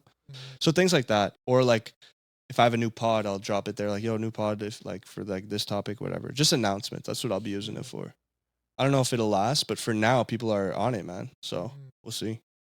I never used Twitter, so I'm very lost I've on never it. used Twitter, yeah. Bro, I opened Threads and I was lost. Like I felt like a boomer, bro. I was watching videos on like YouTube and stuff. On how to like post and stuff? Well, just like what it is. I was like, Yeah. it's just like a big ass comment section. Yeah. You know what I mean? Like It I'm really just is a scrolling big- through there and it's like I just didn't get it. It felt, bro. You know what it felt like Yeah. when we were young, and Facebook statuses were popping. It felt Yo, like, you know it used when to the- be when on it your was friend's like- Facebook status. Yeah, I remember like my status for a TVH, that kind of crazy thing, bro.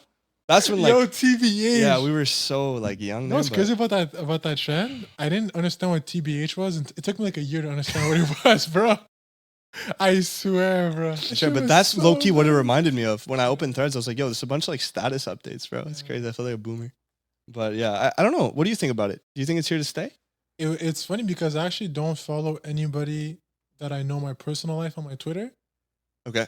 So it was cool to see like people like, because it's a different, they're different posts, right? I feel like your Instagram feed is like a bunch of pictures, videos, whatever. Yeah. But the thread section, it was cool to see my friends express themselves in different. You see it from a different perspective, yeah. Yeah. Which is kind of dope. I think for like, again, like a niche, like your hardcore following will probably like the Threads because it gives like that like human kind of like opinions on things and stuff that you Yeah. don't see through like pictures and stuff Yeah. or how they're feeling in the present moment. Yeah. So I think for That's hardcore true. fans, it's going to be dope, very valuable. Or for things like merch drops and stuff, like those who really rock with you, like they'll like those updates, I think. Yeah. So again, I don't think it's for like the mainstream appeal, like it would be like an IG post. I think is really like you're dropping something, you know, it's like Yeah. more serious. But things like Threads and stuff, it's more just like for those who really rock with you. Mhm. That's what I think it is. That's how I see it now. But do you think that he'll incorporate that with Instagram though? Because I haven't seen. Well, right now the only way they're linked is that like the profiles are linked, right? So like if you go on my profile, you'll see like the Threads icon, and that'll redirect you to the Threads. Oh, That's how it is right how now. That was okay. Yeah, I use all social media more as like a business tool. Yeah. It's my personal IG. I barely check it. I'll check it once a day just to see like what my close friends are up to. But bro, like I don't consume social media like normal people do. Like I don't really consume it. The only times I watch like YouTube is for me to reuse that content or to get ideas, like learning. So yeah, people that say like social media is so unhealthy for the youth and stuff, like it's just the way you use it that's unhealthy or healthy. Like I'm on social media, bro, like literally, I'm not exaggerating, probably 16 hours a day. But it doesn't affect me at all. Like because I just see it as like a marketing tool. Right? Or a communication tool or whatever. But like if I'm looking for validation and all that stuff, then I'm done. Then it would be very like I'd be like, yo, like my newest post didn't get as much engagement as my previous one. Like bro, I would give up so quickly. It's like if social media is affecting your mental health, first of all, you should get off of it. If you're not trying to be a social media creator, if you're just a consumer and it's really bothering you because of like if it gives you FOMO, if it makes you compare yourself to other people, like I think you should just stop using it. But if you're using it as like a business tool, I don't think it'll affect you because if you're using it for the right reasons. A lot of people like it's sad that they get into the whole like they compare themselves to other people's lifestyle. Oh, your life's so good, my life's so bad, or oh, you're so much prettier than I am, or oh, you have like a nicer car than me. Like that's like that's scary, bro. Like I can see how it's very problematic. It's just the way you use this technology. The technology kind of increases what's already the vulnerabilities in society. It increases 100%. It exposes it. Absolutely. So yeah, I'm not saying that it's like all technology has good and bad in it though. We're the ones using it. So if it's bad, it's because we're using it in the wrong way. Exactly. So if we can fix ourselves first. Exactly. That was dope, man. Thanks for being here. Appreciate you. That was dope. Pleasure, man. So one more time, DJ Kwemo, go check him out everywhere. Show him some love and never stop laughing, baby. Go check out our music. Go check out the song we made together. If you found value in this video, if you found any value, please subscribe, like. I'm trying to grow this YouTube page and it's slowly but surely working. So thank you guys. So it's fun, man. You killed it, bro. You're very natural. Yo, first podcast ever, man. It's definitely different. As soon as the lights came on, like the first 5 minutes, I was a bit. You were nervous? I was a bit nervous, but I was also like, let me say the right thing. Yeah. But that's also because it's your first time. Like if you were here every time, you wouldn't even realize that it's rolling, you know?